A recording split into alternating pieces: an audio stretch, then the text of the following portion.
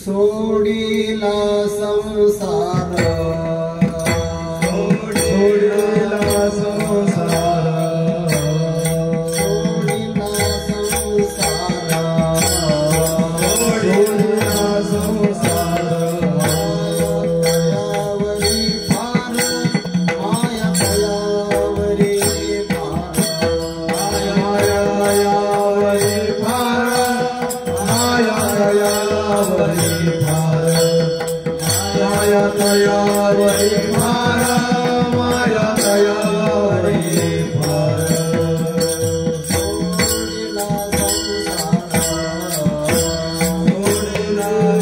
संसार सोडीला संसार सोडीला संसार माया दयावरी फार माया दयावरी फार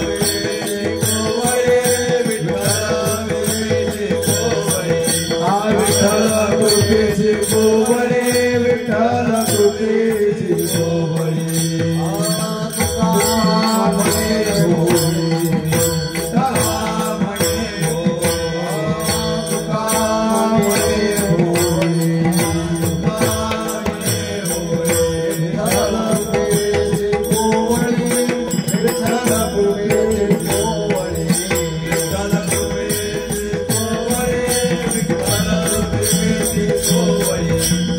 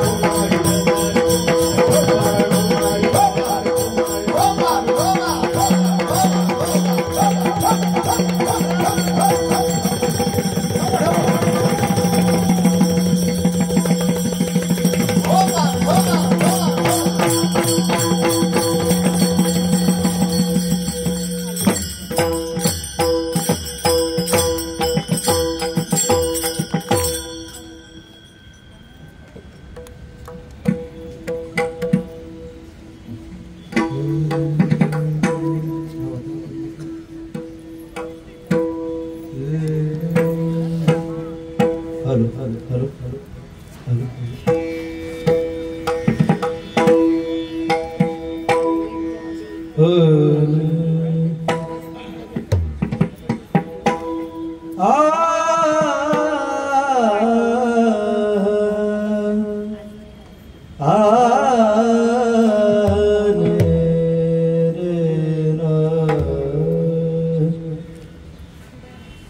सोडिला संसार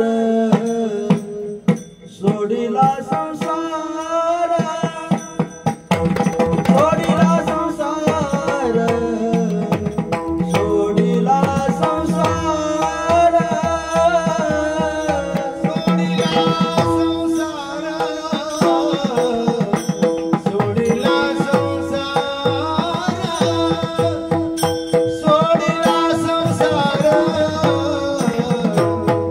सोडिला संसार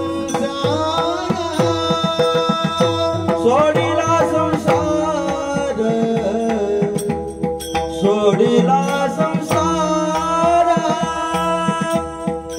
सोडिला संसार सोडिला संसार सोडिला संसार सोडिला सोडिला संसार सोडिला संसार सोडिला संसार माया दया वरी पार माया दया वरी पार धावे चाले मागे मागे धावे चाले मागे मागे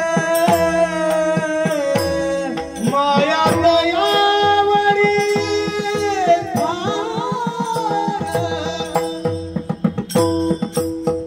माया दयावरी पार धावे चाले मागे मागे धावे चाले मागे मागे सुख दुःख सोडिला संसार सोडिला संसार सोडिला संसार सोडिला संसार सोडिला संसार सोडिला संसार सोडिला संसार सोडिला संसार सोडिला संसार सोडिला संसार सोडिला संसार सोडिला संसार सोडिला संसार सोडिला संसार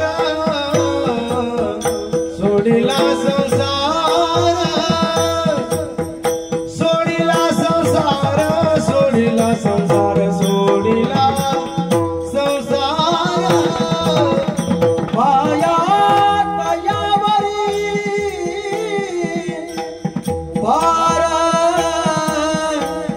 माया दयावरी पार धावे चाले मागे मागे धावे चाले मागे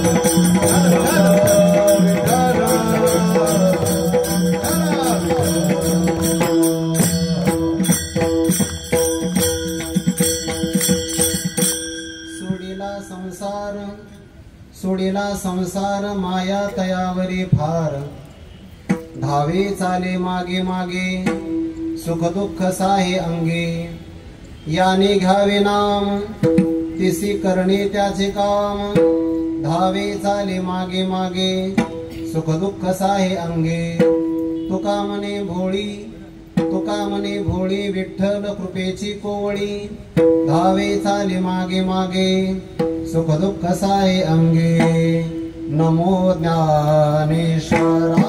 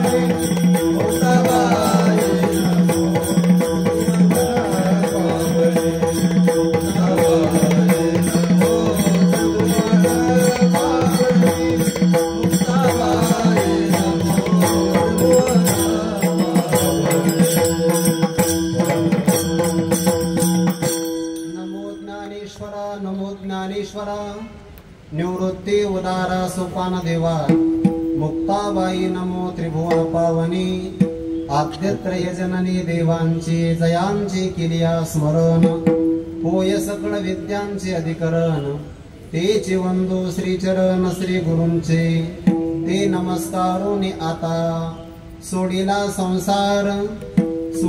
संसार माया तयावरी फार धावे चाले मागे मागे सुख दुःख साहे अंगे। प्रस्तुत प्राप्त प्रसंगी कैवल्य साम्राज्य चक्रवर्ती विश्वमौली ज्ञानोबा राय शांती ब्रह्म संत श्री एकनाथ महाराज वैराग्य रागरसिक जगदवंद्य जगद्गुरु श्री संत तुकोबा राय आदी करून या विश्वातील ज्ञात अज्ञात दृश्य दृश्य कोटीतील सकल संत महापुरुषांच्या परमकृपाशीर्वादाने 22व्या वर्षामध्ये पदार्पण करत असलेला अखंड हरिनाम सप्ताह मंडळ सानपाडा नवी मुंबई यांच्या पारमार्थिक भावनेच्या एकत्रित येण्यातून जो काही पारमार्थिक स्वरूपाचा आपण आनंद लुटत आहोत, या हरिनाम उत्सवातील आज चतुर्थ दिवसाची कीर्तन सेवा महत्भाग्याने पारमार्थिक सुकृताचा संभार माझ्या पाठीमागे असल्यामुळे मला प्राप्त झालेली आहे।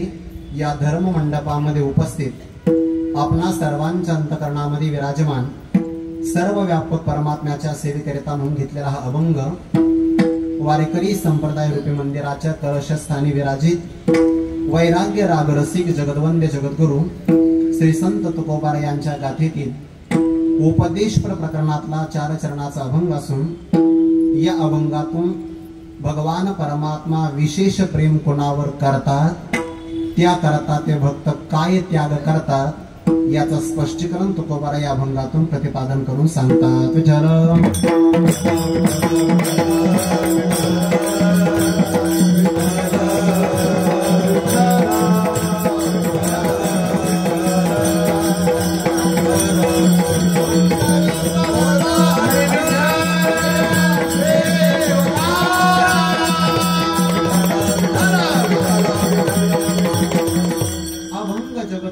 तुकोबारा यांचा आहे. अभंगाचा काही भाव आपल्या समोर ठेवण्यापूर्वी 2 शब्दाचा परिहार देणं महत्वाचं आहे. ज्या नगरीमध्ये आपण राहतो, या मुंबई नावाच्या नगरीला सगळ्या भारतामध्ये एक प्रसिद्धी आहे की भारताची आर्थिक राजधानी आहे. पण मनोहर महाराज मला मंडपात आल्यानंतर, बाळू महाराज मंडपात आल्यानंतर असं वाटतंय मुंबई फक्त भारताची आर्थिक राजधानी नाही, पारमार्थिक राजधानी आहे.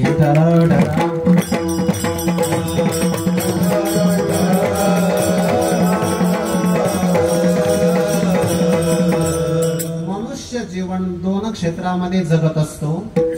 एक जीवन त्याचं व्यवहारातलं आहे आणि एक जीवन त्याचं परमार्थातलं आहे. हे दोनही प्रकारचे जीवन समन्वयपूर्वक चालू शकतात, फक्त त्याचा समन्वय साधता आला पाहिजे. आपण लोह मार्गाने प्रवास करतो, रेल्वेने प्रवास करतो की नाही? त्या लोह मार्गाचा विचार केला, लोखंडाचे दोनही रूळ समांतर मार्गाने चालत असतात, चाललेच पाहिजे. तसं आपलं जीवन व्यवहार आणि परमार्थ दोन्ही समन्वयपूर्वक चाललं पाहिजे. व्यवहार आणि परमार्थाचा समन्वय साधाच असेल तर अशा विचारांची अत्यंत आवश्यकता आहे. विठ्ठल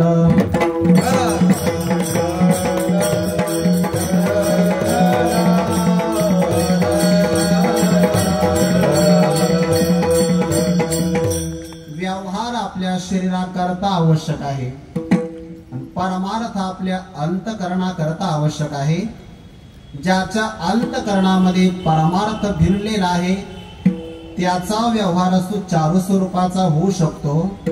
जुन्या काळाचा जर आपण विचार केला, पराकोटीचं तत्वज्ञान संपादन केल्यानंतर सुद्धा महापुरुषांनी व्यवहार केल्याचे आपल्या समोर उदाहरण आहे. जनक परमार्थामध्ये सर्वश्रेष्ठ आहे. राज्य चालवता येऊ शकतं, म्हणून परमार्थाचा आणि व्यवहाराचा विरोध नाही, विरोधाभास सुद्धा नाही. विठ्ठल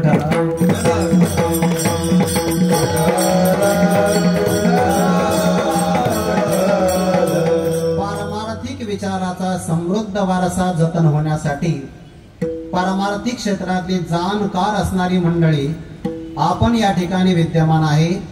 वारकरी संप्रदायामध्ये ज्यांचं अतुलनीय योगदान आहे, वैकुंठवासी प्रातस्मरणीय गुरुनाम गुरुकुंडाजी बाबा डेरे, वैकुंठवासी प्रातस्मरणीय वंदनीय साधू बाबा वायकर, या 2 महापुरुषांचे वारकरी संप्रदायावर अगणित उपकार आहे. आणि त्यांच्या उपकाराचा वर्षाव ज्यांच्यावर झाला अशी सगळी जाणकार मंडळी माझ्या समोर आहे. आपली सेवा करत असताना सेवा करण्यासाठी एक वाङ्मयी स्वरूपाचं पुष्प मला आपल्या चरणारविंदी समर्पित करायचं आहे. पण तत्पूर्वी मस्तक माझा पायावरी, मस्तक माझा पायावरी, मस्तक माझा पायावरी,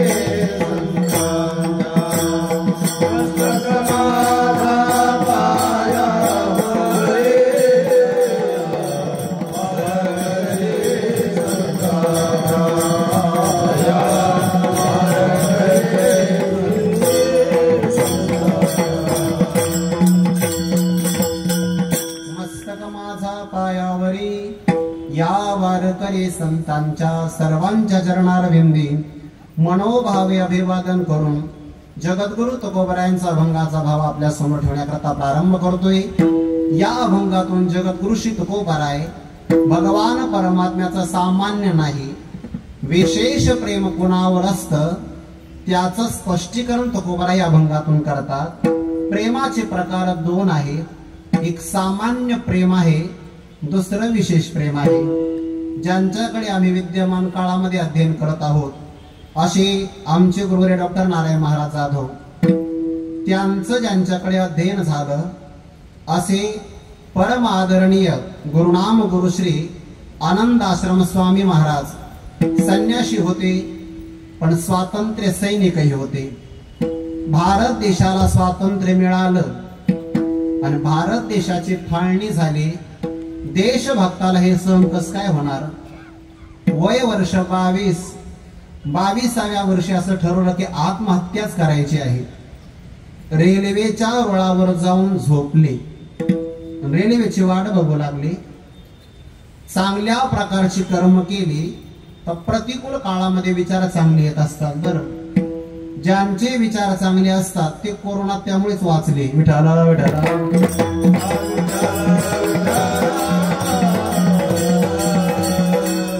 आत्महत्या करण्याकरता प्रवृत्त झाले.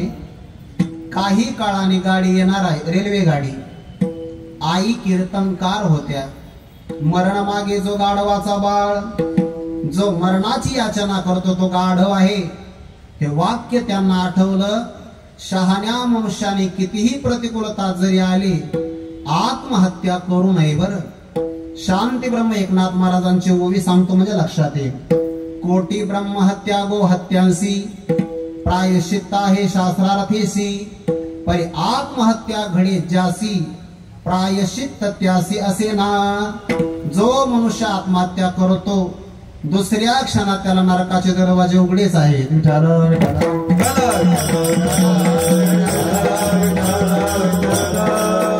आत्महत्या करावी असा विचार आला, पण आईचं वाक्य आठवल्याबरोबर तिथून आळंदीला निघाली. ज्ञानोबारांच्या दरबारात आले आणि सांगितलं त्यांनी. या पठ्यांनी म्हणजे त्यांनी ज्ञानेश्वरीची 1000 पारायण केली, पण एकही ओवी पाठ नाही केली. 1000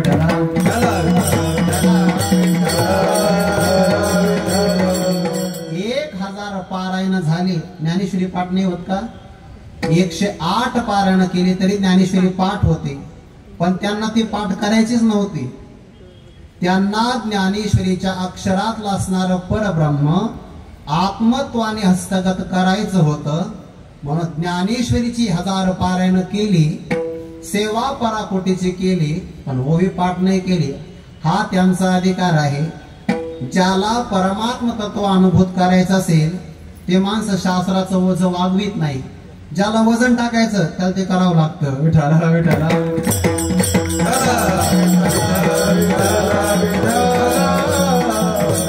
त्यांच्या पूर्व जीवनातला त्यांनी इतिहास सांगितला. जेवायला बसले, मला सामान्य आणि विशेष प्रेम सांगायचं आहे.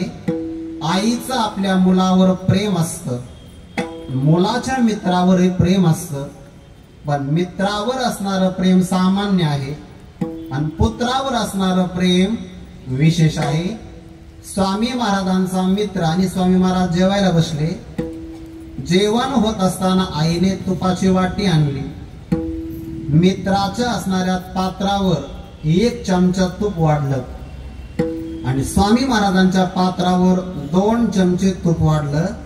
स्वामी महाराज म्हणाले, आई असं करू नये, तो पंक्तिभेद करते. बरं, पंक्तिभेदकाची पुढचं नाही सांगत आता. पंक्तिभेद करू नये. का बरं पंक्तिभेद करते आहे? स्वामी महाराजांच्या आईने सांगितलं, बाळा हे मलाही कळतं पंक्तिभेद करू नये, पण काय करावं? समोर तो आला की बरोबर तुपाचे 2 चमचेच पात्रामध्ये पडतात आणि हे तुला आई झाल्याशिवाय कळणार नाही. विठाला विठाला.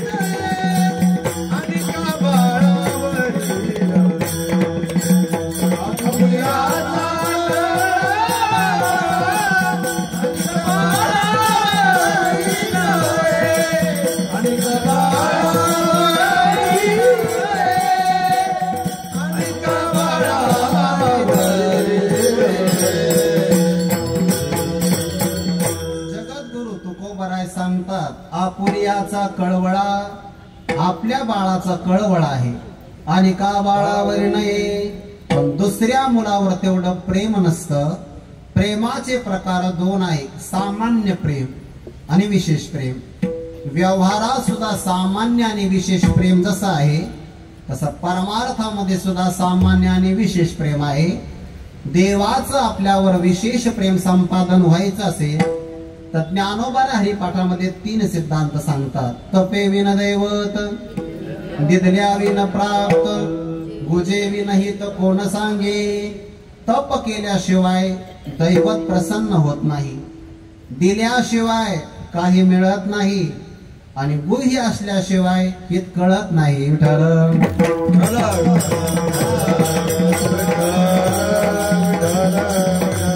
देवाचं प्रेम संपादन करायचं असेल तर याकरता द्यावं लागतं आणि द्यायचं म्हणलं की पहिल्यांदा सोडावं लागतं. सोडल्याशिवाय त्याग घडत नाही. अर्थात त्याग केला तर देवाचं प्रेम प्राप्त होतं. परमार्थामध्ये काय टाकावं आणि काय ग्रहण करावं याचा मनुष्याच्या ठिकाणी विवेक विचार असला पाहिजे. 2 पदार्थांचं मिश्रण झालं तर सार ग्रहण करावं आणि असार परित्याग करावा. या बुद्धिवृत्तीला विवेक असं म्हणतात. याला आपण इंग्रजीत अनालिसिस म्हणतो. विठाला विठाला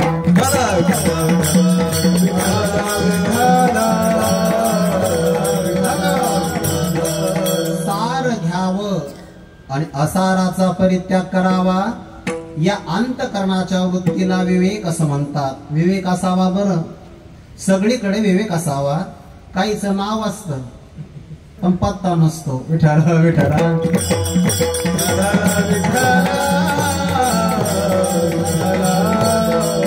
ज्ञानोबा ज्ञानेश्वरीमध्ये 2 पक्षांचं आपल्याला उदाहरण देतात.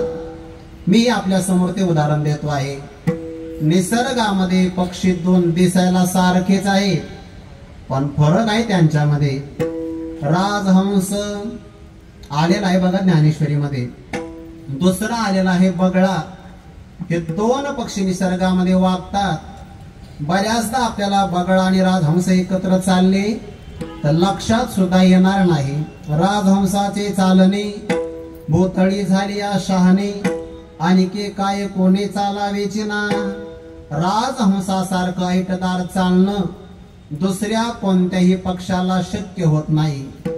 त्याची नक्कल बगळा करतो बघा, तसं चालण्याचा प्रयत्न करतो. म्हणून बऱ्याच लोकांना हंस कळत नाही आणि बगळाही कळत नाही. कधी कधी तर राजहंस पेक्षा सुद्धा बगळा जास्त पांढरा दिसतो म्हणून तर तुम्ही फसता. विठाला विठाला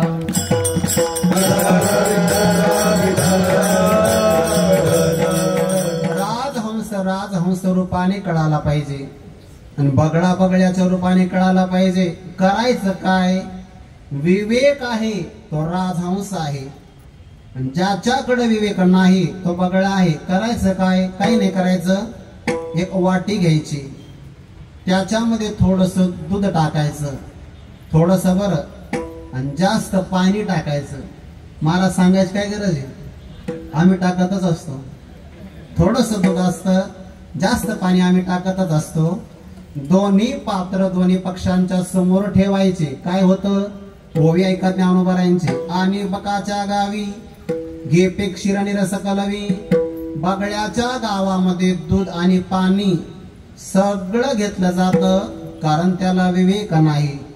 राजहंसाला मात्र विवेक असल्यामुळे चांदूचे सांडसे खांडीचे पै पाणी राजहंसे. ज्ञानोबा सांगतात सलिले पै जैसे एक होणी मिनले असे निवडवणे राजहंसे वेगळे की जे. राजहंसाच्या चोचीमध्ये शक्ती सामर्थ्य आहे. दूध मिश्रित पाणी त्याच्या समोर ठेवलं की त्यातलं फक्त दूध प्राशन करावं आणि असार पाणी खाली ठेवावं. हा त्या राजहंसाच्या ठिकाणी विवेक आहे. निवडी वेगळे शिरानी पाणी राजहंस दोन्ही वेगळे, राजहंस दोन्ही वेगळे.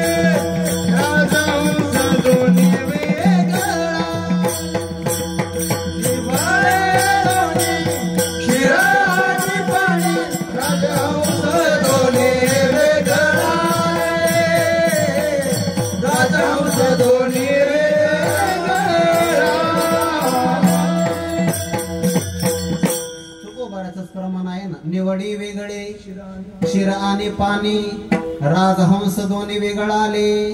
राजहंस दूध आणि पाणी वेगळं करू शकतो, त्याच्याकडे विवेक आहे. ज्याला विवेक प्राप्त होतो त्याला टाकताही येतं आणि त्याला घेताही येतं. फक्त कळालं पाहिजे काय घ्यायचं काय टाकायचं. दुर्दैवाने असं म्हणावं लागतं, वर्तमान काळामध्ये अनेक सप्ताहाचे आयोजक आहे पण विवेक नाही. विठ्ठल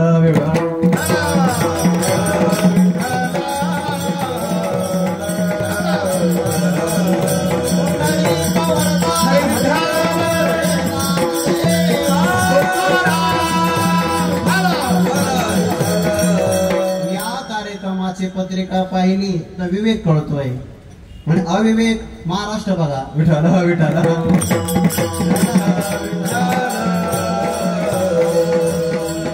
शेतकरी सुद्धा विवेक करतो की नाही. धान्याची मळणी झाल्यानंतर भूबीस एकवट, भूसबी एकवट, भूपणेतारा हे घनवट, तेथ उडे ते फलकट जाणवाले.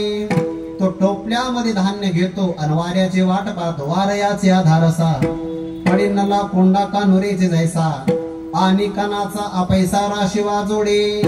जे राहत सार आहे पण उडून जात ते आसार आहे.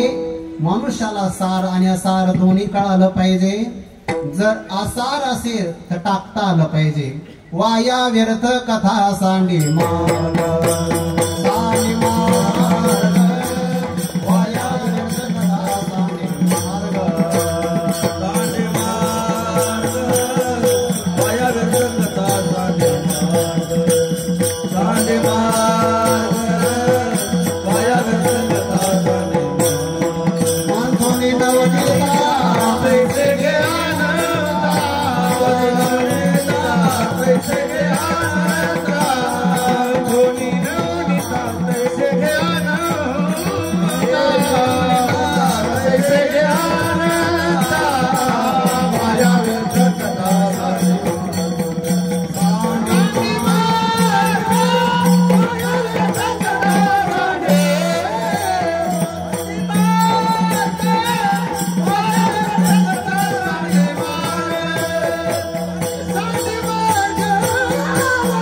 वाया व्यर्थ कथा सांडी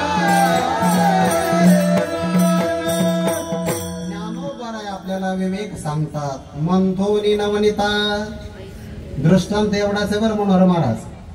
मंथोनी नवनीता दोनच शब्दात दृष्टांत आहे. पुढे तैसे गे अनंता, वाया व्यर्थ कथा सांडी मार्ग सिद्धांत आहे. काय ज्ञानोबरांच्या हातोटी आहे. दोन शब्दात दृष्टांत सांगू शकतात. पुढे जाऊन सांगू का. दोन शब्दात सिद्धांतही सांगू शकतात. ओवी सांगतो. सांडूनी अंगीची खोळी, सरपरी गालिया पाताळी, ते त्वचा कोण सांभाळी. दृष्टांत. सिद्धांत तैसे झाले. विठ्ठल विठ्ठल.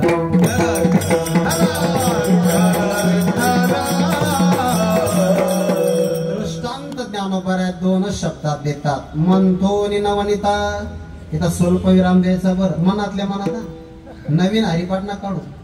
मंथोनी नवनीता, स्वल्प विराम. तैसे गे अनंता, आपण दुधाला विरजन लावावं. सांगू का थोडस प्रक्रिया. दुधाला विरजन कसं लावायचं. जास्त उष्णत असणाऱ्या दुधाला विरजन लावलं जात नाही. जर लावलं तर दही नाही पनीर तयार होईल. विठ्ठल विठ्ठल.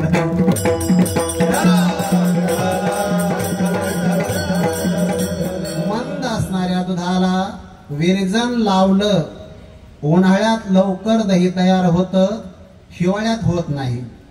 आणि अशा दह्यामध्ये जर आपण मंथन करण्याकरता रवी सोडला, जाणीवेच्या आयनी करिता दधी कडसनी, जर आपण त्याचं मंथन केलं, नवनीत निर्वाणी दिसे जैसे. ज्याप्रमाणे मंथन केल्यानंतर नवनीत प्राप्त होतं, असार ताकाचा आपण परित्याग करतो. हा झालं उदाहरण. हा विवेक आहे. तैसे घे अनंता, अनंत परमात्म्याला घ्यायचं आहे आणि सोडायचं काय. वाया व्यर्थ कथा सांडी, वाया व्यर्थ मार्ग सांडी. दोन प्रकार आले. वाया व्यर्थ कथा सांडी मार्ग. व्यर्थ मार्गही टाकायचे आणि व्यर्थ असणाऱ्या कथाही टाकायच्या. याला विवेक असं म्हणतात. तुकोबाऱ्याचा विवेक आहे. फलकट तो संसार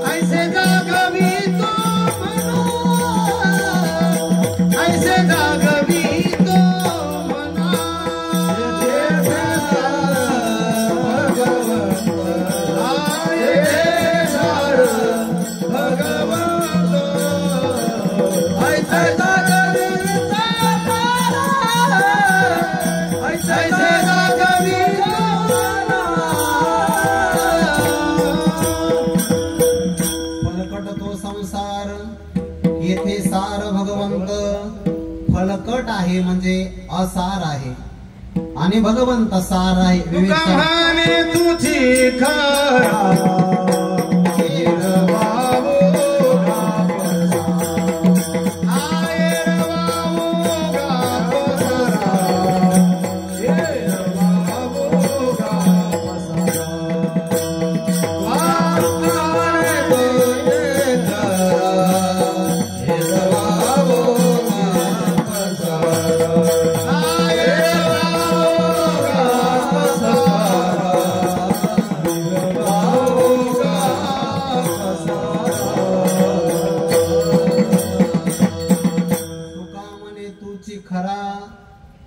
वावगा पसारा लटिका व्यवहार सर्व हा संसार वाया येरझार हरिवीन.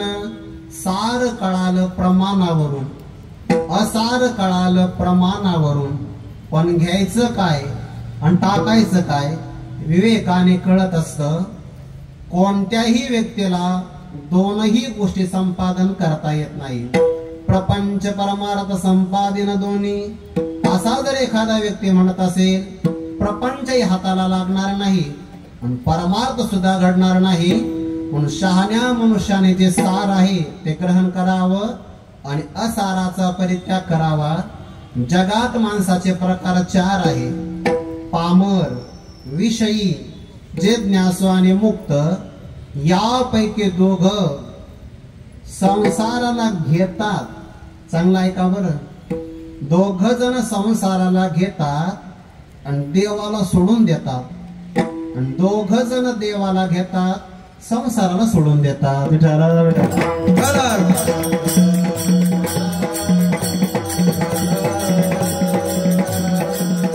पामर आणि विषयी प्रपंचात आसक्त असल्यामुळे देव त्यांना माहितीच नाही. अजिबात नाही. बघा अगदी गावामध्ये जर एखादा देवाचा उत्सव होत असेल तर हा येतास तुची गेला असेल या गावात तो या गावातून दुसऱ्या गावात जातो. पामर आणि विषय प्रपंचाला घेतात संसाराला घेतात आणि देवाला सोडून देतात. मुक्त महात्मा आणि जिज्ञासू असणारा साधक प्रपंचाला सोडतात आणि देवाला घेतात.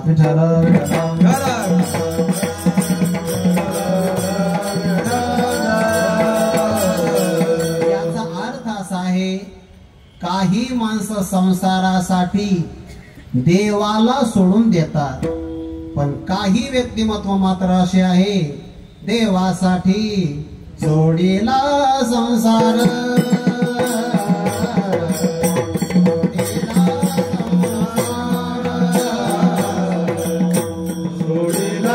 संसार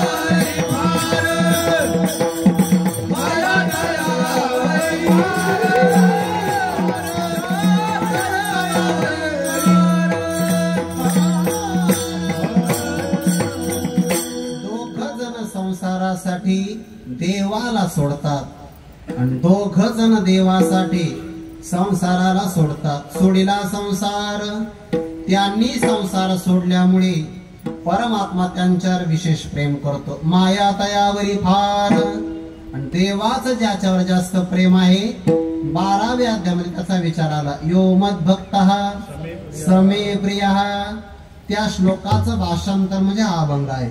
माया तयावरी फार, देवाचं त्यावर जास्त प्रेम आहे. पण अभंगाच्या सुरुवातीला एक शंका घेता येतील.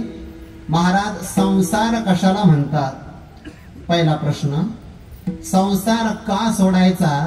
दुसरा प्रश्न, संसार सोडण्याचं स्वरूप काय? तिसरा प्रश्न, संसार सोडल्यावर मिळतं काय? विठ्ठल विठ्ठल.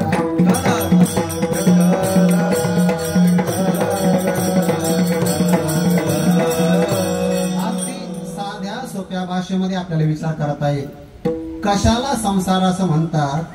संसार शब्दामध्ये संसाराची व्याख्या आहे. सम्यक सरती संसार, जो चांगल्या प्रकारे संपून जातो त्याला संसार असं म्हणतात. चांगल्या प्रकारे संपतो पण संपत असल्याचं लक्षातच येत नाही, त्याला संसार असं म्हणतात. मी तुम्हाला उदाहरण देतो, लक्षात येईल. आपण दिवाळीला काय लावतो सांगा ना? काय लावतो? दिवा म्हणा, दिवा, दिवे नाही. काय लावतो आपण? विठ्ठल विठ्ठल.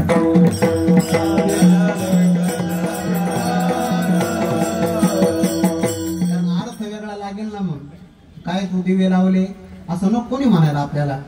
काय लावतो आपण? बाळा तुला प्रश्न विचारू, दिवा लावत असताना काय काय साहित्य लागतं रे? काय लागतं? एकाला मी असं विचारलं काल, मग पत्नी म्हणावं का नाही? त्याला पत्नी.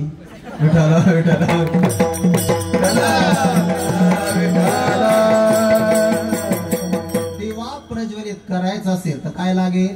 पणती. त्यानंतर काय लागेल? वात. काय टाकावं लागेल? नंतर दीप प्रज्वलन. वा, बरोबर आहे का नाही? आता उत्तर देत चला बरं. दिव्यात काय टाकतो आपण? तेल टाकतो, बरोबर आहे. दिवा लागल्यानंतर तेल कधी संपत रे? लगेच संपत का? पण संपत हे खरंच आहे की नाही? दिव्यातलं तेल संपत, पण संपत आहे हे लक्षात येत नाही. तसं क्षणाक्षणाला आयुष्य संपत आहे पण लक्षात येत नाही, याला संसार म्हणतात. विठ्ठल विठ्ठल.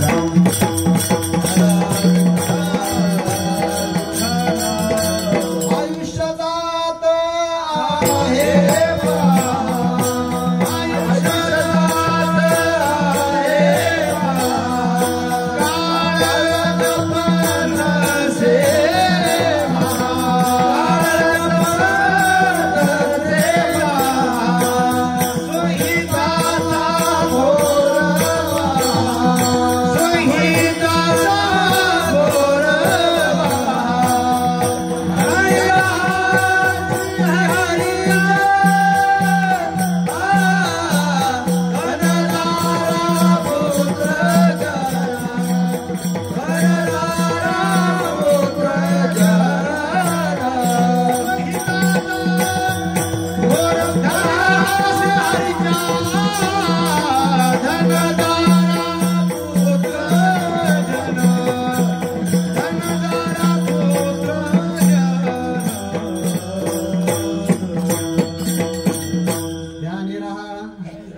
श्रीहरीचा आयुष्य जात आहे पहा, क्षणाक्षणाला आपलं आयुष्य संपत आहे. ज्ञानोबरांची ओवी ऐका. तैसीच याची स्थिती नासत जाय क्षण क्षणाप्रती, ज्याप्रमाणे दिव्यातलं तेल क्षणाक्षणाला संपत पण संपत आहे, लक्षात सुद्धा येत नाही, तसं आपलंही आयुष्य संपतच आहे ना, क्षणाक्षणाला लक्षात येत नाही. बघा, सकाळी जर आपण 4-5 वाजता जागे झाला असाल तर आता जवळपास आता 16 तासाचा कालावधी आपल्या जीवनातला संपलेला आहे. बघा, संपलंय आपलं तेवढं आयुष्य, पण लक्षातही येत नाही. बघा, आजच्या दिवसातले 16 तास गेले ना, आपले संपलं ना, आयुष्य जात आहे पहा. आपले 16 तास कमी झाले, लक्षात येत नाही. कीर्तनाला प्रारंभ जेव्हा झाला, आता जेवढं आयुष्य आहे संपला बघा, 6 तास संपत चाललाय. इतकं क्षणिक आहे, इतकं क्षणिक. वाक्य सांगत असताना जेवढं आयुष्य माझ्या हातात आहे, हे वाक्य संपत असताना तेवढं आयुष्य माझ्या हातात नाही. बघा, संपलं. विठ्ठल विठ्ठल.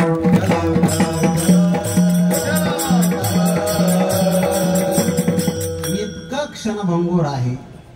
हातामध्ये एखाद्याच्या वाळू असावी आणि त्या वाळूचे कण आपल्या हाताच्या फटीतून सांडून जावे, तसं आयुष्य आपल्या हातातून निघून चाललं आहे. सम्यक सरती जे चांगल्या प्रकारे संपून जात, त्याला संसार असं म्हणतात. जग ही संसारच आहे आणि जगातला एक घटक शरीर असल्यामुळे हा हे संसार आहे. अरे या संसारा ओठा वेग करा, पंढरीसी जारे आल्यानो संसारा. संसार म्हणजे जग आणि जगाचा एक घटक म्हणजे शरीर. महासंसार आहे. हा संसाराचं स्वरूप सांगितलं, पण सोडायचा का? देवाकडे जात असताना संसार प्रतिबंध करतो. या देहावरची आसक्ती चांगला परमार्थ करू देत नाही. विठ्ठल विठ्ठल.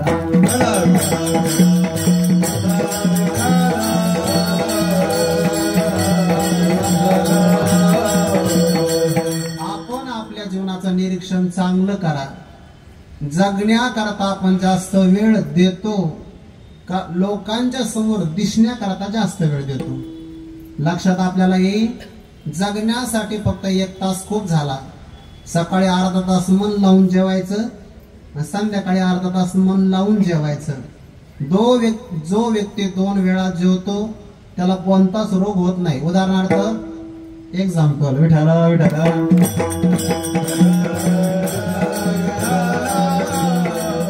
बाळू महाराज मला दररोज 16 तासाचा उपवास होतोय. खरं सांगतो, दररोज 16 तासाचा. मी आज संध्याकाळी 6ला जेवलो तर उद्या 10ला जेवणार. आज 7ला जेवलो, उद्या 11ला जेवणार. विठ्ठल विठ्ठल.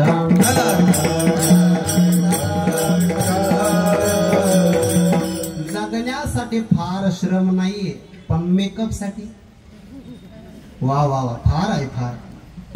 जे संपत आहे त्याच्यावर आपलं जास्त लक्ष आहे, पण आयुष्य संपत आहे यावर लक्ष नाही. याचा अर्थ संसारावर प्रेम केलं, देहावर प्रेम केलं तर परमार्थ बाजूला राहतो. सोडीला संसार म्हणून संसार सोडावा लागतो. आणि सोडण्याचं काय लक्षण आहे? याच्यावर असणारा मीपणा आणि माझेपणा सोडला हे संसार सुटलाच. विठ्ठल विठ्ठल.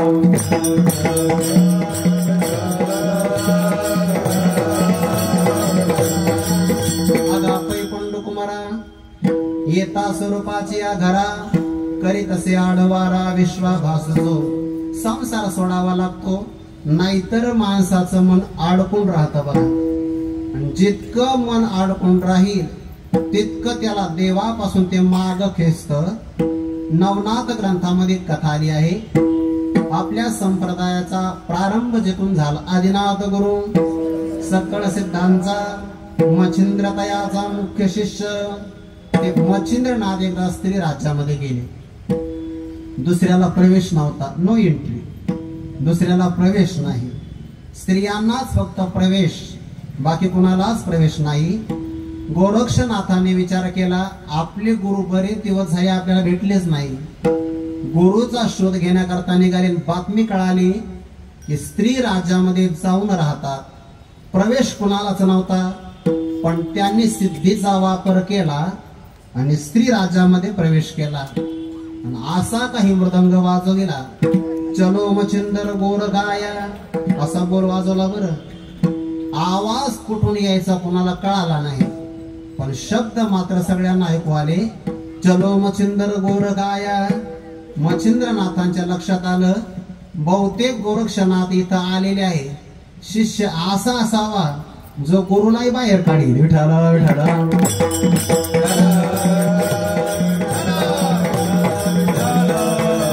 गोरक्षनाथाने एकांतात सांगितलं, गुरुजी आपलं काम जगत उद्धाराचं आहे, राज्य चालवणं हे आपलं काम नाही. स्त्री राज्याचा परित्याग करा, निघून चाला. त्या स्त्री राज्यातली जी काही राणी होती तिला मचिंद्रनाथाचा वियोग सहन होईना. संसार कसा सोडला याकरता उदाहरण सांगतोय, कसा संसार सोडावा. वियोग तर काही सहन होईना. जाता जाता तिने मच्छिंद्रनाथांच्या झोळीमध्ये एक सोन्याची वीट टाकली. आता हिशोब नका लावू. बर, आता हिशोब नका लावू, ते मला पुढचं सांगायचं. कीर्तन राहील बाजूला. सोन्याची वीट टाकली, ती झोळीमध्ये पडल्याबरोबर आता आमच्या सारख्यांना जास्तीत जास्त काय वागवण्याची सवय? नारळ. विठ्ठल विठ्ठल.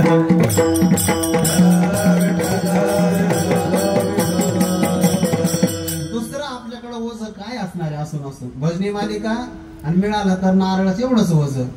पण सोन्याची वीट पाहिली, मच्छिंद्रनाथांच्या मनामध्ये भाव निर्माण झाला, सोनं जपलं पाहिजे. बघा, प्रवासाला निघाले, 2-4 किलोमीटर पुढे गेले तो गोरक्षनाथाला विचारायचे, क्यों गोरख, यहाँ तो कोई डर नहीं?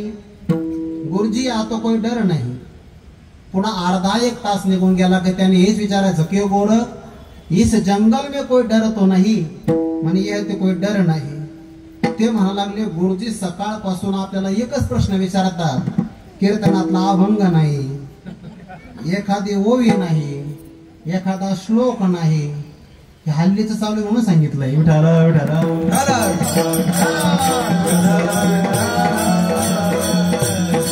हल्ली कीर्तना जेवढ्या कविता येतात तेवढे श्लोक येत नाही बघा.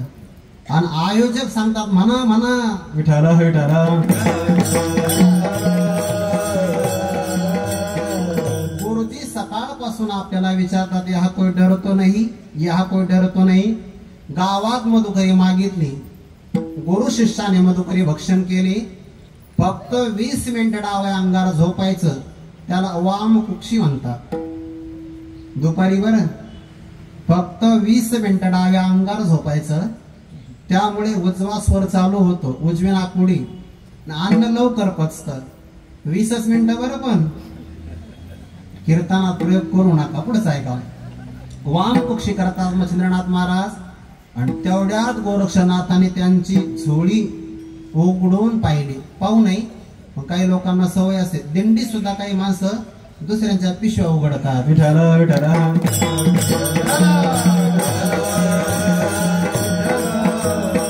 झोळीत पाहिलं तर सोन्याची वीट होती. त्याने वावा, असली डर तो यही बैठा है. हा, हे तर खरं, हा तो डर आहे. पण आता गुरुजी जागा होण्याच्या अगोदर काहीतरी केलं पाहिजे. सोन्याची वीट घेतली, जंगलात फेकून दिली. पण गुरुजी विचारतील ना, मातीची वीट आणून ठेवली तेवढ्याच वजनाची. आणि नंतर प्रवासाला निघाले. विचारलं, क्यों गोरख, यहाँ तो कोई डर नहीं? त्याने, गुरुजी अब यहाँ भी डर नहीं और आगे भी डर नहीं. विठाला विठाला.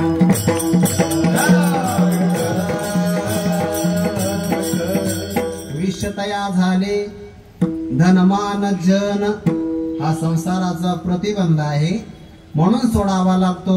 सोडिला संसार. महात्म्याला संसाराची आसक्ती सोडण्याकरता फार वेळ लागत नाही, क्षणात सोडू शकतात. क्षणामध्ये. राजेश्वरानंद महाराजांच्या मुखातून एक दृष्टांत ऐकला. एक महात्मा प्रवासाला निघाले. आता प्रवास करायला खूप कठीण आहे बघा. रेल्वेचा प्रवास सगळ्यात चांगला. निद्रेचे सुकना मोडे, मार्ग तरी बहुसाल सांडे. निद्रेला काही धक्का लागत नाही, प्रवासही जास्त उरकतो. पण रेल्वेचा असंही बघा, रेल्वेचा असं आहे, वाक्य सांगतो, पटलं तर बघा. रेल्वेच्या प्रवासामध्ये जसा दर तसा आदर, जसा दर तसा आदर. तुमचा जर दर कमी असेल तर जनरल मध्ये उभं राहून जायचं. जास्त दर खर्च केला तर शयनयानामध्ये, त्यापेक्षा जास्त असेल तर 3 tier, 2nd क्लास आणि 1st क्लास, असा तो प्रवासाचा प्रकार आहे.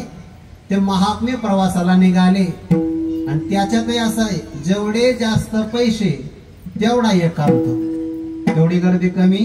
पण त्यांनी आपल्या शिष्याकरता आणि स्वतः करता समोर 2 सीट असतात आणि इकडेही 2 सीट असतात, असं तिकीट खरेदी केलं. प्रवास करायला प्रारंभ केला तर काही माणसं विनाकारण जळतात, विठ्ठल विठ्ठल.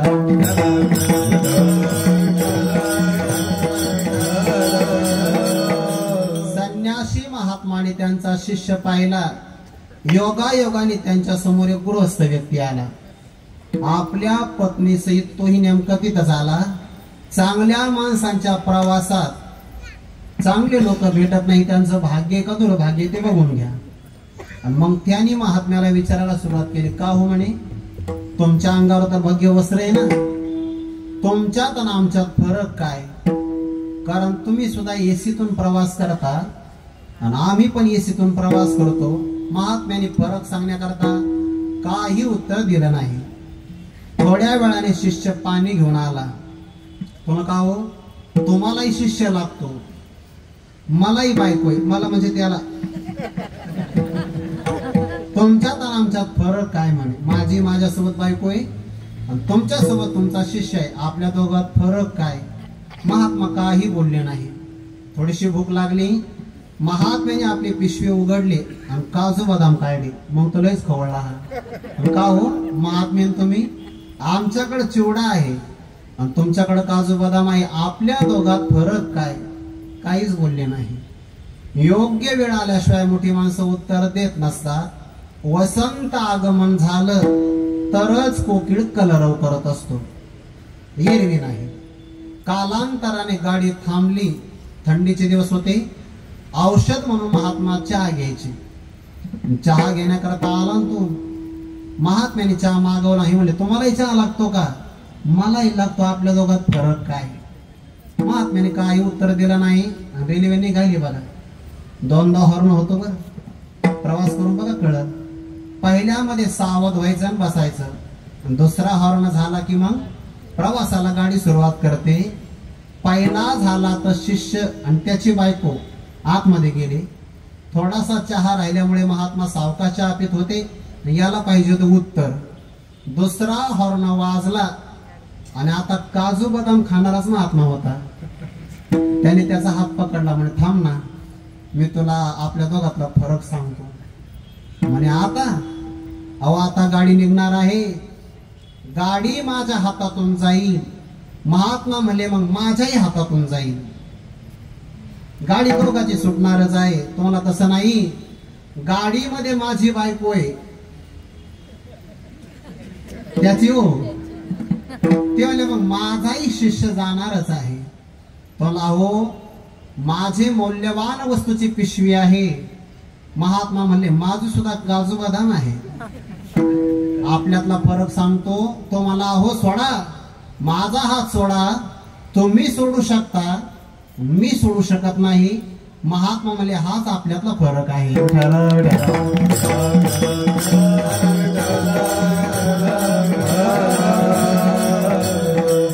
क्षणात जो सोडू शकतो आणि जो कधीच सोडत नाही, एवढाच तो फरक आहे. सामान्य मनुष्य विषय सोडत नाही, विषयांची गोडी जो जित मेला न सोडी, स्वर्गी ही खावया जोडी येथोनीची. पण महात्मा मात्र क्षणात सोडू शकतो बघा. सोडीला संसार. सोडायचं काय हो, नाशिवंत सोडायचं आहे.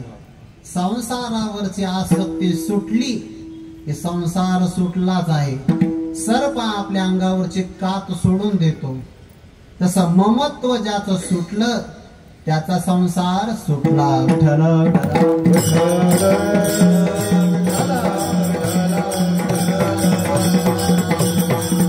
संसारात राहायचं पण संसाराची आसक्ती अंगाला लावू द्यायची नाही. पक्षी अंगाने उतरते, पक्षी अंगाने उतरते, एका गुंतोनी राहते, एका गुंतोनी राहते. तैसे असावे संसारी जोवरी प्राचनाची दोरी, तैसे असावे संसारी जोवरी प्राचनाची दोरी, जोवरी असावे संसारी जोवरी प्राचनाची दोरी. पक्षी अंगाने उतरते, एका गुंतोनी राहते, तैसे असावे संसारी जोवरी प्राचनाची दोरी. पक्षी अंगाने उतरते, एका गुंतोनी राहते, तैसे असावे संसारी जोवरी प्राचनाची दोरी. शांती ब्रह्म संत श्री एकनाथ महाराज सांगतात, पक्षी अंगणी उतरती ते का गुंतोनी राहते, तैसे असावे संसारी जोवरी प्राचीनाची दोरी. प्रारब्धाचा धागा जोपर्यंत आहे पक्षाप्रमाणे राहावं. जगात आपण सगळे पाहुणे म्हणून आलोय बघा. तुमच्या सगट मी सुद्धा या जगाच्या रंगमंचावर भगवंताने आपल्याकडे एक अभिनय दिलेला आहे. तो अभिनय पार पाडायचा आणि इथून निघून जायचं. इथे गुंतून नाही राहायचं. विठ्ठला विठ्ठला.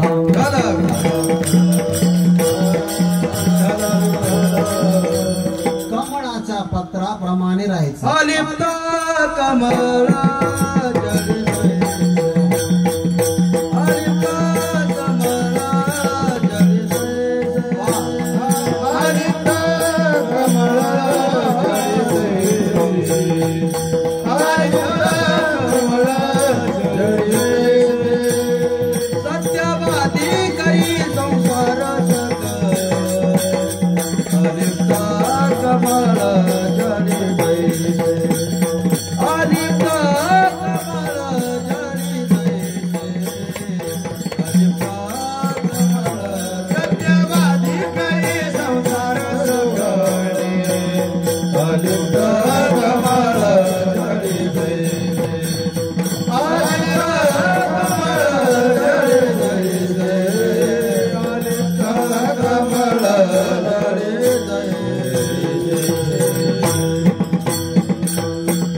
सत्यवादी करी संसार सकळ, सगळा संसार करतो. पण ज्याप्रमाणे सरोवरातल्या पाण्यामध्ये कमळ राहत, पाण्यात राहत, त्याच्यात पाणी नाही. विशेष आहे की नाही? राहायचं पाण्यात, पण पाणी आपल्यामध्ये येऊ द्यायचं नाही. तसं राहा जगामध्ये, फक्त जग मनात येऊ देऊ नका. विठ्ठल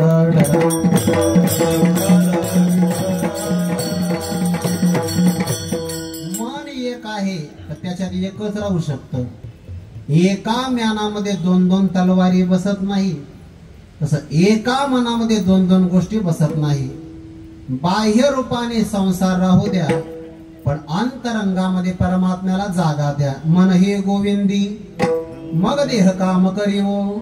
त्याने सगळा संसार सोडला. याची लागे त्या संसार तेजे लावू, सोडेला संसार. आणि एवढा मोठा जर याने माझ्याकरता त्याग केला असेल, ते द्यावीन प्राप्त, मग देवाचं प्रेम प्राप्त होतं. माया तयावरी फार, हे त्यागाचं फळ आहे बरं. त्यागाशिवाय काहीच मिळत नाही. 10वी आणि 12वीच्या परीक्षेमध्ये जे विद्यार्थी संपूर्ण महाराष्ट्रामध्ये प्रथम क्रमांकाने उत्तीर्ण होतात, त्यांच्या आपण मुलाखती पाहिल्या पाहिजे. बऱ्याच मुलाखती होतात. विठ्ठला विठ्ठला.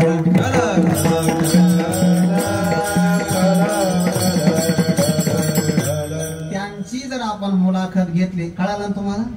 मलाही कळालं. विठ्ठला विठ्ठला. त्या विद्यार्थ्यांना जर आपण विचारलं तुमच्या यशाचं गमक काय आहे, मला त्यागा करता सांगायचंय, ते म्हणतात 9वीची परीक्षा संपली, दुसऱ्या दिवशी आम्ही 10वीचा अभ्यास प्रारंभ केला. नुसता अभ्यास नाही केला, त्यागही केला. कशाचा? मोबाईल आणि टीव्हीचा. म्हणजे नेट आणि चॅनल त्यागाशिवाय नंबर सुद्धा मिळत नाही. मोबाईल नंबर नाही म्हणत मी, शाळेचा. या शाळेमध्ये जर त्याग करावा लागत असेल, परमार्थामध्ये का करावा लागणार नाही? सोडीला संसार. म्हणून माया म्हणजे प्रेम आणि देवाचं प्रेम. माया तयावरी फार. देवाचं सामान्य प्रेम नाही, फार प्रेम आहे. एवढं प्रेम ज्ञानोबाला आश्चर्य वाटावं. देखा नवलतया प्रभूचे अद्भुत प्रेम भक्ताचे, जे सारथ्यपण पार्थाचे करीत असे. त्याला माया तयावरी फार असं म्हणतात. अर्जुनजी युद्धाला निघाले, मोठ्या भावाचं आपण दर्शन करावं. धर्मराजाचं दर्शन केलं. भगवान परमात्मा सोबत होते. भगवंताला सांगितलं धर्मराजाने, कन्हैया द्वारकाधीश, आमची विनंती आहे, अर्जुन माझा भाऊ आहे, याचं रक्षण करा. भगवंताचं उत्तर आहे का बरं? तव भ्राता, हा अर्जुन फक्त तुझा भाऊ आहे. माझा कोण कोण आहे? मम भ्राता, मम सखा, हा तर माझा आते भाऊही आहे, हा माझा सखाही आहे, हा माझा भक्तही आहे, हा माझा शिष्य आहे, हा माझा मेवना आहे, आणि 14व्या अध्यायातला जावई आहे. विठ्ठल विठ्ठल.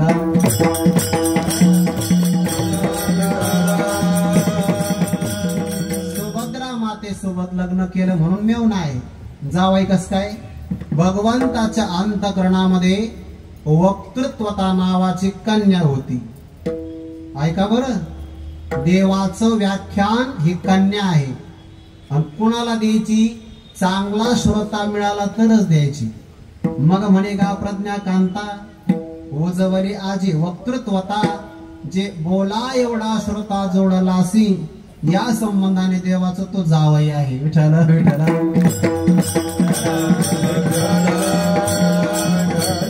याला म्हणतात माया तयावरी फार. धर्मराजा, तुझं फक्त एक नातं आहे. माझे 5-5 प्रकारचे नाते आहे अर्जुनाजवळ. सारथ्यपण पार्थाचे करीत असे. भगवंताला युद्ध तर करायचं नव्हतं ना, मग काही नाही, खुशाल सैनिका करता स्वयंपाक करता आला असता देवाला. पत्रावळ्या उचलता आल्या पाहिजे होत्या की नाही? पण मुद्दाम देवाने सारथ्यपण केलं का? पायिक पाठीशी घातला, आपण पुढा राहिला. जेणेकरून संहारक शक्ती आलीच तर घात माझा व्हावा, पण माझा अर्जुन सुरक्षित राहावा. याला म्हणतात माया तयावरी फार. एवढं देवाचं विशेष प्रेम का? अर्जुनाचा त्याग तेवढा आहे. 56 कोटी यादव घेऊ शकला असता तो दुर्योधनाच्या अगोदर, पण 56 कोटी दिले सोडून आणि भगवंताची निवड केली. सोडीला संसार. म्हणून माया तयावरी फार. आणि देवाचं त्यावर जास्त प्रेम असल्यामुळे धावे चाले मागे मागे, धावे चाले मागे मागे, धावे चाले मागे मागे, धावे चाले मागे, धावे चाले मागे मागे, धावे चाले मागे मागे, धावे चाले मागे मागे, धावे चाले मागे मागे.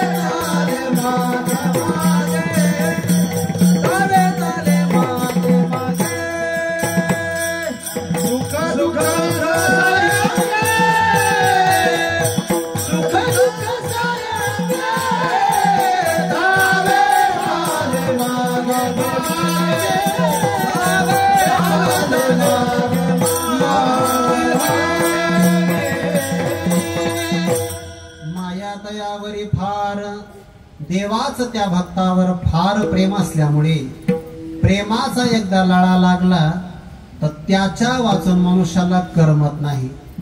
देवावर प्रेम आहे, देवाचं भक्तावर प्रेम आहे. परस्पराचं प्रेम म्हणतात. बरं, देवावर जेवढं प्रेम कराल तेवढं परमात्मा आपल्यावर प्रेम करेल. हा नियम आहे. यथा माम प्रपद्यन्ते तांस्तथैव भजाम्यहम. आपण जसे वागतो तसा आपल्याला प्रतिसाद मिळत असतो. बघा, आपण जर एखाद्या डोंगराच्या कडेवर गेला, कड्या तळवटी आपलाची बोल किरटी पडिसाद होणी उठी निमित्त योगे. आपण जर एकदा राम शब्द उच्चारला तर समोरून 2-3 वेळा तरी राम राम शब्द ऐकायला येतो. जसा साध असेल तसा प्रतिसाद मिळतो. तसंच आहे परमार्थामध्ये. देवासाठी जर आपण त्याग करत असाल तर तोही सगळ्यांचा त्याग करतो. दास्य करे दासाचे कोणी नसा हे तयाचे वाढिले ठाईचे भाने टाकुन्या धावे धावे चाले. मागे मागे किंवा ज्ञानोबरा म्हणतात पहा पातया पांडवांची नावे जो कृष्ण राणीही प्रतिपाळू धावे. परमात्मा पांडवांच्या नावाखाली रानावनामध्ये सुद्धा धावण्याकरता तयार होतो.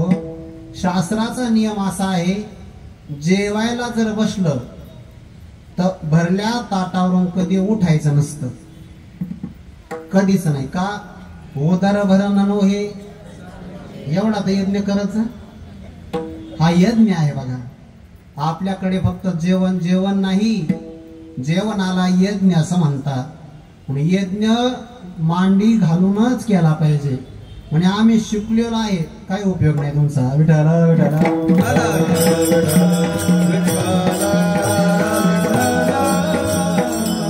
ऋषी मुनींचं शास्त्र आहे या पाठीमागे.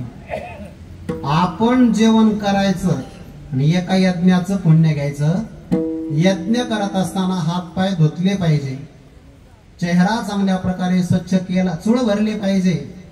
5 अवयवाचा पाण्याला स्पर्श झाला मग जेवण करून बघा, काही आगळी वेगळी प्रसन्नता असते. हात पाय धुवायचे, चूळ भरायचे, मग जेवायला बसा. जेवायला बसल्यानंतर उठायचं नसतं. कोणाचाही फोन आला तरी. काही माणसं फोन चार्जिंगला लावतात, भरल्या ताटावरून उठून जातात. उष्ट अन्न परत आपण खायचं नसतं, कारण ते आपल्या हक्काचं नाही. ते आता भूत प्रेत आणि पिशाच योनी यांच्या नावाचं असतं. अशुद्ध जे आहे ते त्यांच्या नावाचं असतं.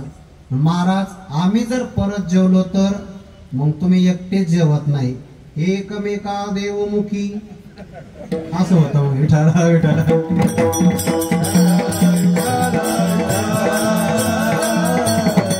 जेवणासारखं काम महत्वाचं आहे. भक्ताचं काम आलं तर भाने टाकून या धावे. माझ्या पांडवावर संकट आलं असेल तर परमात्मा भरल्या ताटावरून उठतो. का? संकट आलं तर धावणं आहे. भक्ताच्या पायाचे रजकन लागत असेल तर मग चालणं आहे. धावत चालते मागे मागे मागे मागे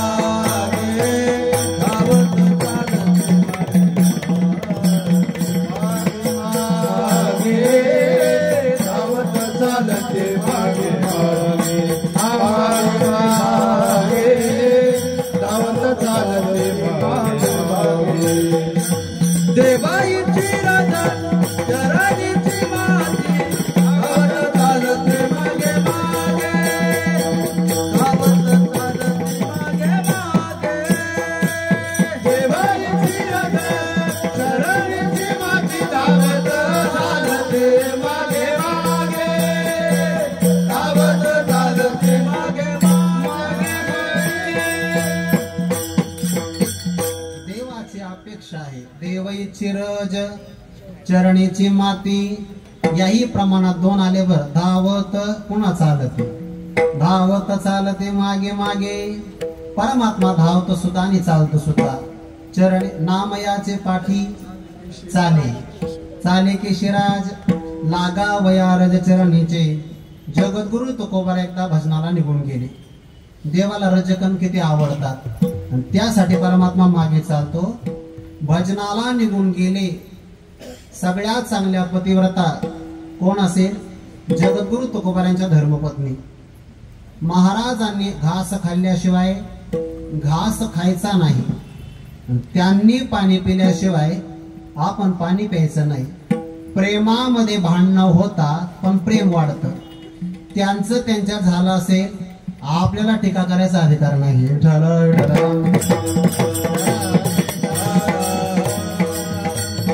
जगद्गुरु तुकोबारांची शुद्धरी घेऊन निघाल्या.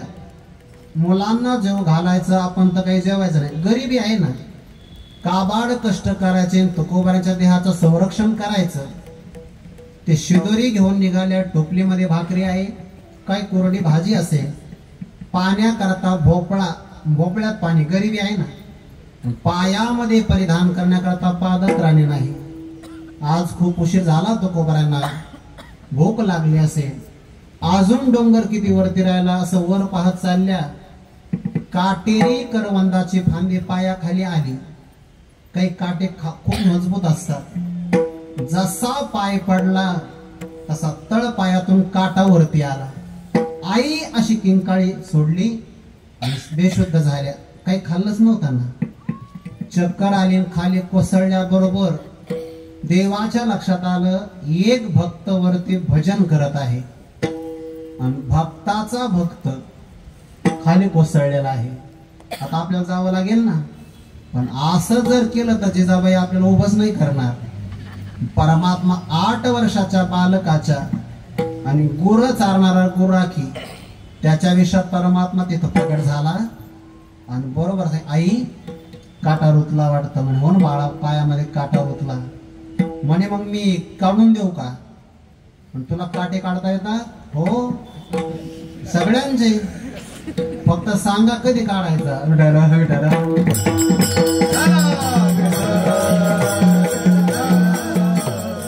रावणाचा काटा, कंसाचा, शिशुपाळाचा, सगळ्यांचे काटे आपणच काढले. काढता येतो? काढता येतो ना पायातला काटा. काटा काढण्याची एक पद्धती आहे.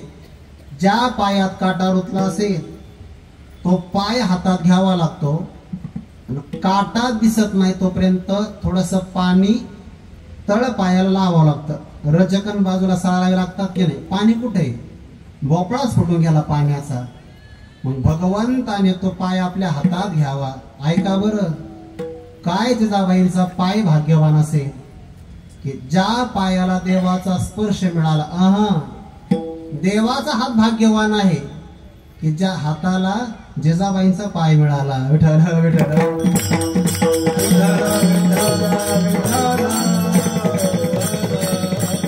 पाणी तर काही जवळ नाही. भगवंताने तो पाय आपल्या हातात घेतला. तोंडामध्ये बोट घालावं आणि थुंकी लावावी. आणि मग बोटाला जेवढे रजकण लागतील, जगद्गुरु तुकोबारा भक्त आहे आणि त्या भक्ताचे निस्सीम भक्ती करणारी भक्तिमती माता आहे. भक्ताची भक्त आहे. भगवंताने ते रजकण पुन्हा आपल्या तोंडात टाकावे. एकदा पोट भरेल तर देव कसा. त्याने पुन्हा दुसऱ्यांदा हात लावला. बाळा, तुला काटा नक्की काढता येतो ना? म्हणे हो. अरे बघ बरं म्हणे, दुसऱ्यांदा बोट तोंडामध्ये घातलं म्हणे माती तोंडात जाते ना. आमचे गुरुवारी श्री मारुती बाबा पुरेकर सांगत असतात, भगवान म्हणाले आई साहेब काळजी करू नका, आपण माती खाण्याचं ट्रेनिंग गोकुळात घेतलं आहे.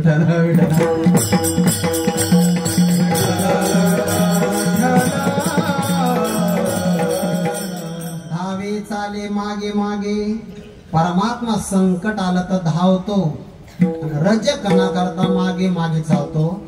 अशा भक्ताला सुख झालं तर त्याच सुख देवाला पोचतं.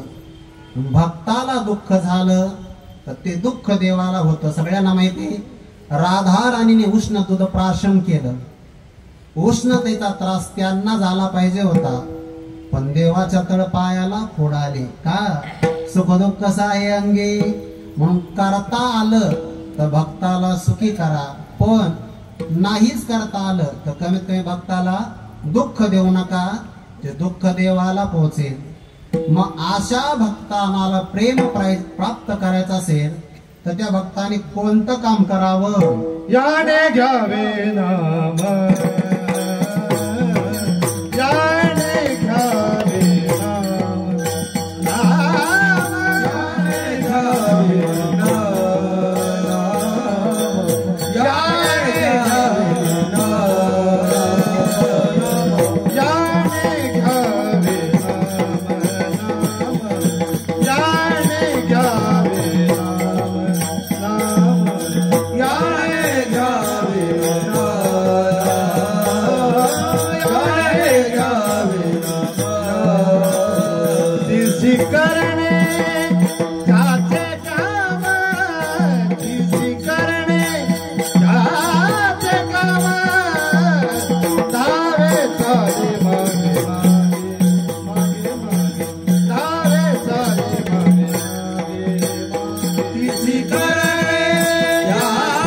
तिसी करणे तिसी करणे त्याचे काम, धावे चाले मागे मागे, धावे चाले मागे मागे, याने घ्यावे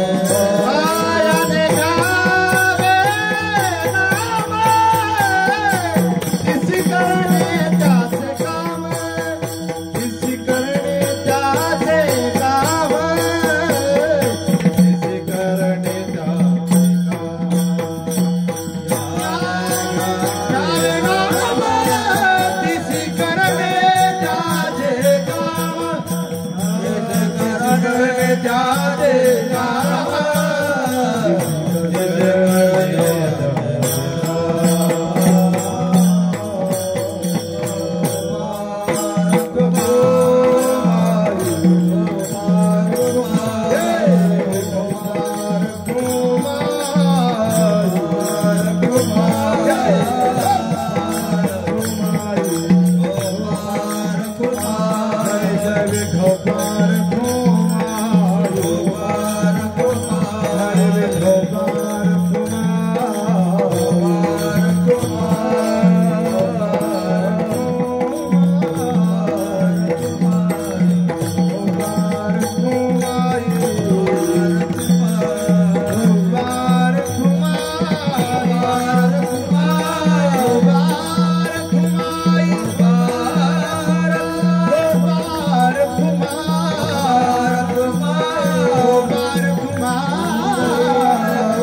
त्याचे काम,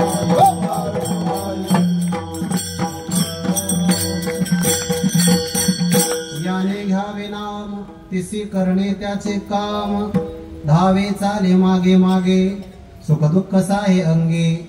देवाने आपल्यावर प्रेम करावं, भक्ताने काय करावं? याने घ्यावे नाव. या भक्ताने फक्त नाव घ्यावं. तिसऱ्या चरणामध्ये आणि चौथ्या चरणामध्ये जे शब्द वापरले तुकोबारांनी, ते स्त्रीलिंगी शब्द वापरले बघा. तिसी करणे, तिसी म्हणजे त्या विठ्ठल माऊलीला, तिसी त्याशी नाही. त्याशी म्हणलं असतं तर पुल्लिंग शब्द आला असता. तिसी करणे त्याचे काम, कारण पहिल्या चरणातच माया शब्द आलाय बघा. जिथं माया जास्त असते तिला माय म्हणतात. विठ्ठल विठ्ठल.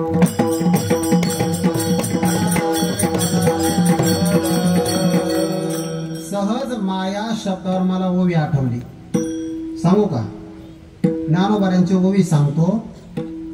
मातृत्वाची ज्ञानोबाऱ्यांनी केलेली व्याख्या आहे का आता थोडीशी, तुम्हाला माय शब्दातली माया कळे. ज्ञानोबारा म्हणतात माय कोणाला म्हणतात? अंगा जीवाची संपत्ती, वय वर्ष 16. ज्ञानोबाऱ्यांचं 16व्या वर्षामध्ये माऊलीने माऊलीची केलेली व्याख्या आहे. अंगा जीवाची संपत्ती, वेचोनी करी बाळाची पाळती, परी जीवे उपगणे हे स्थिती, न पाहे माय, मायेची व्याख्या आहे. आता ऐका, बाळाचं संगोपन करत असताना आई 2 प्रकारची संपत्ती खर्च करते. ऐका आता, अंगाची संपत्ती, कारण बाळाला जन्म द्यायचा असेल तर आई आपलं शरीर एक काढून देते बघा, याला अंगाची संपत्ती म्हणतात. आणि जीवाची संपत्ती, त्या मुलाची कायम काळजी करत राहते. अंगा जीवाची संपत्ती वेचून खर्च करून करी बाळाची पाळती, बाळाचं पालन पोषण करते. पण हे करत असताना जीवे उबगणे, तिला कंटाळा आला असं कधीच म्हणत नाही.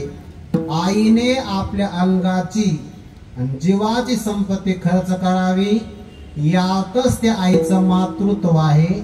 तिने असं म्हणू नये की मुलाचं संगोपन केलं तर माझं सौंदर्य खराब होईल, याचा विचार तिने करू नये. विठ्ठल विठ्ठल.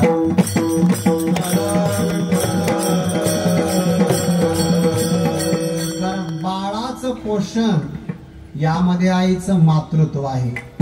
माया शब्द आल्यामुळे ज्याच्याकडे जास्त प्रेम, म्हणून तुकोबाऱ्या देवासाठी आजच्या अभंगात पुल्लिंगी शब्द वापरत नाही. तिसरी करणे त्याचे काम. व्यवहारात जर आपल्याला भूक लागली, हनुमान महाराज भूक लागली आपल्याला, आणि आपण जर पुरुष वर्गाला म्हटलं मला भूक लागली, तेव्हा ते 50 नाही तर 100 रुपये घे, जेव रस्त्यावर कुठं तरी. पण आपण जर यांना म्हटलो की मला भूक लागली, महाराज फक्त 10 मिनिटं थांबा, गरम गरम स्वयंपाक करून देते, याला माय म्हणतात. विठ्ठल विठ्ठल. मी अगोदर जेवलो आहे, मी फक्त उदाहरण दिलंय. हा, मी अगोदर जेवलो, उदाहरण दिलं आहे. वात्सल्य आहे की नाही यांच्याकडे, तुम्हाला ईश्वराने मातृत्व यांच्यापेक्षा जास्त दिलं आहे. माय दे तुकोबारे सुद्धा शब्द वापरतात. तिसरी करणे त्याचे काम. त्या विठ्ठल माऊलीला भक्ताचं काम करावं लागतं. कसं काम करतात परमात्मा पुढे सांगतो. देवाचा स्वभाव कसा आहे, तो का म्हणे भोळी, विठ्ठल कृपेची कोवळी. पुन्हा स्त्रीलिंगी शब्द आला बघा, पुल्लिंगी आला असा, तो का म्हणे भोळा, विठ्ठल कृपेचा कोवळा. असा शब्द नाही नाटात आलेला आहे, पण या अभंगात नाही आला. कृपा करण्याच्या बाबतीमध्ये परमात्म्याला सहन होत नाही कोवळी, आणि उपचार भक्ताने काय दिला पाहत नाही म्हणून भोळी. अशी विठ्ठल माऊली आहे. नामस्मरण केल्यानंतर कसा काम करतो उदाहरण सांगतो, लक्षात येईल. विठ्ठल विठ्ठल.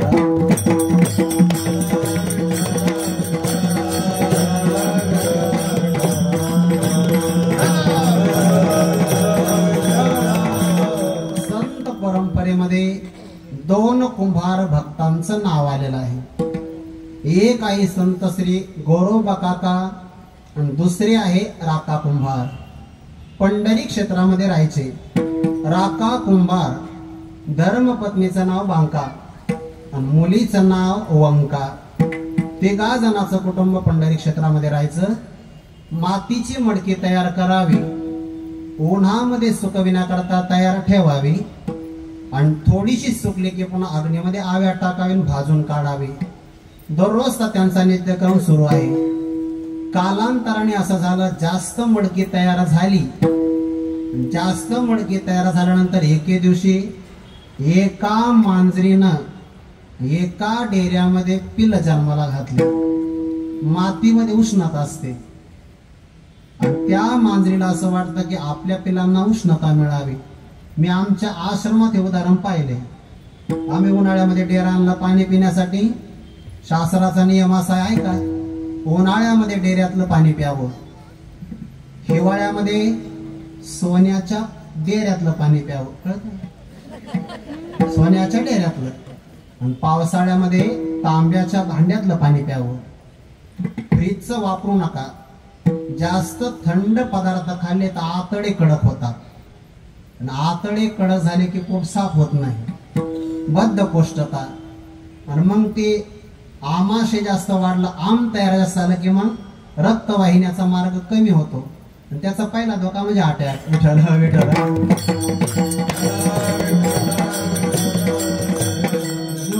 ते सोनंच आहे, मान्य करावं लागेल. मग त्या उन्हाळ्यामध्ये आम्ही पाणी पिण्याकरता डेरा आणला आणि काम संपलं ना, डेरा आश्रमात ठेवून दिला. चांगला मोठा होता, माझ्यापेक्षा मोठा डेरा. कारण आता 7-8 जणांना पाणी प्यायचं म्हणलं डेरा मोठाच लागेल ना. पण आम्ही पाहिलं की त्या आश्रमातल्या त्या खोलीमध्ये मांजरीनं डेऱ्यात पिलं टाकावी. उष्णता मिळते डेऱ्यामध्ये. रात्रभर पिलं मस्त झोपायचे आणि सकाळी मांजरीनं ती पुन्हा काढायची. मांजर काढताना दातानच काढते पिलं, पण काय दातात बदल करते काय माहिती. ज्या दाताने आदल्या रात्री उंदराचं ऑपरेशन करते, त्याच दाताने पिलांना पकडते, पण दात लागत नाही. माया तयावरी फार प्रेमात बदल होत असतो हे सांगायचं. त्या राका कुंभाराच्या घरी एका मांजरीनं पिलं जन्माला घातली. दिवसा मांजर कुठंतरी गेली, तोपर्यंत यांनी आवा तयार केला, डेरे रचले. घाई घाईमध्ये ज्याच्यात पिलं होती तोही डेरा तिथं लावला. लाकडं लावली आणि अग्नी लावला ना पेटून. सायंकाळी जेव्हा मांजर आली तर घिरट्या घालू लागली. राका कुंभाराने आपल्या कपाळाला हात लावला. बापरे बाप, काय माझ्याकडून दोष घडला म्हणे. या मांजरीची असणारी कोवळी कोवळी पिलं, कोवळी त्वचा आहे त्यांची, मी माझ्या स्वतःच्या हाताने डेऱ्यामध्ये टाकली. प्रभो, पांडवांचं लाक्षागृहामध्ये रक्षण केलं ना, तसं या पिल्लांचं रक्षण कर. तुला काय कठीण आहे. हे मार्जार योनी तमगुण सर्वता त्यासी न घडे भजन. तो कृपा सागर चैतन्य घन वाचवी प्राण पिलियाचे. की मांजर तमोगुणातली आहे, तिला काही भजन करता येणार नाही, पण तो कृपा सागर चैतन्य घन आहे, वाचवी प्राण पिलियाचे. अशी त्यांनी प्रार्थना केली. बरं, याने घ्यावे नाम तिसे करणे त्याचे काम. धर्मपती म्हणे, अहो नुसती प्रार्थना काय करता. कांता म्हणे व्रता राशी, काही नवस करा देवासी. तरी तेने वेगेशी ऋषिकेशी पावेल. अहो काहीतरी नवस करा ना देवाला. नवस केला तर परमात्मा प्रसन्न होईल. आता नवस आहे का. राका कुंभाराने उत्तर दिलं. राका बोले प्रतिउत्तर, अग्नीत पिली वाचतील जर, मी सर्वथा न करे संसार, शारंगर पावलिया. अग्नीमध्ये जर पिलं वाचली तर मी संसारच करणार नाही. सोडीला संसार, संसार सोडला पिल्यांकरता. आणि 3 दिवस अग्नी धडधडीत पेटतच राहिला. लाल बुंद लोखंड भाजावं तशी मडकी भाजली बघा. 3 दिवसात काय राहत असं. आता 3 दिवस अन्न नाही, पाणी नाही, काही सेवन केलं नाही. चेहऱ्याचा रंग पार उतरून गेला. आणि जेव्हा अग्नी शांत झाला, भगवंताचे करणी महाराज. नारळात पाणी जाऊ शकतं तर आव्यात मडकं का कच्चं राहू शकत नाही. काढले सगळे डेरे बाजूला. ज्याच्यात मांजरीची पिलं होती तो डेरा सगळीकडे अग्नी असताना सुद्धा जशास तसा हिरवा राहिला. देवाची करणी बघा. समुद्राच्या पोटामध्ये वडवाना नावाचा अग्नी आहे. सगळीकडून पाणी आहे, पण पाणी त्याला विकू शकत नाही. तसं याच्या उलट इथं सगळीकडे अग्नी आहे, पण तो अग्नी डेऱ्याला काहीच करू शकत नाही. आणि मग त्यांनी स्वतः सगळा संसार वाटून दिला. सोडीला संसार. माया दयावरी फार. नाव घेतलं तर परमात्मा काम करतो. तुका म्हणे पुढे, विठ्ठल कृपेची कोवळी, डावे चाले मागे मागे, सुख दुःख साय अंगी, ज्ञानेश्वर माऊली, ज्ञानराज माऊली, तुकाराम ज्ञानेश्वर माऊली, ज्ञानेश्वर माऊली, ज्ञानेश्वर माऊली, ज्ञानेश्वर माऊली, अनेक वर्गा हरी विठ्ठल श्री ज्ञानदेव.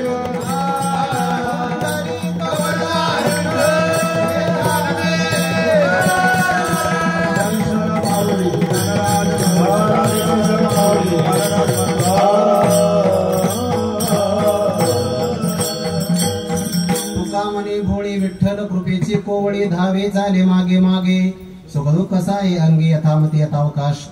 जगद्गुरु तुकोबारायांच्या अभंगाचं चिंतन आपल्या समोर ठेवण्याचा अल्पसा प्रयत्न केला. जगद्गुरु तुकोबारायांच्या सदैव वैकुंठ गमनाचं हे त्रिशतकोत्तर अमृत महोत्सवी वर्ष आहे. अर्थात 375वं वर्ष आहे. आणि तोही अभूतपूर्व सोहळा देवला होणार आहे. आपण सर्वांनी या. ज्याला ज्या कार्यक्रमात सहभागी व्हायचं त्यांनी त्याच्यात सहभागी व्हावं, ही आपली काही इच्छा आहे. पण त्या कार्यक्रमाला मात्र सर्वांनी या. जसा आपल्या पिढीला हा परमार्थाचा समृद्ध वारसा मिळाला, आपण भाग्यवान आहोत की नाही, तसा हा वारसा पुढच्याही पिढीला मिळत राहावा याकरता मी आपल्याला विनंती करतो, आपण आपल्या घरातल्या लहान मुलांना अशा कार्यक्रमामध्ये वेळात वेळ काढून आणत चला. आमचा अनुभव सांगतो, परमार्थात विद्यार्थी जर आले तर कमी वेळामध्ये जास्त अभ्यास करू शकतात. इथे विद्यार्थी आले तर नामस्मरण कानात जाईल, कानात गेलं तर हृदयात परिवर्तन होईल. कमी वेळात जास्त अभ्यास विद्यार्थी करू शकतात. पण तुम्ही म्हणता नाही आमच्या मुलाला स्टडीच्या नावाखाली परमार्थापासून बाजूला राहू नका. परमार्थामध्ये या एवढे तर 7-8 दिवस आहे, यातून जी ऊर्जा मिळेल ते तुम्हाला वर्षभर उपयोगाला पडेल.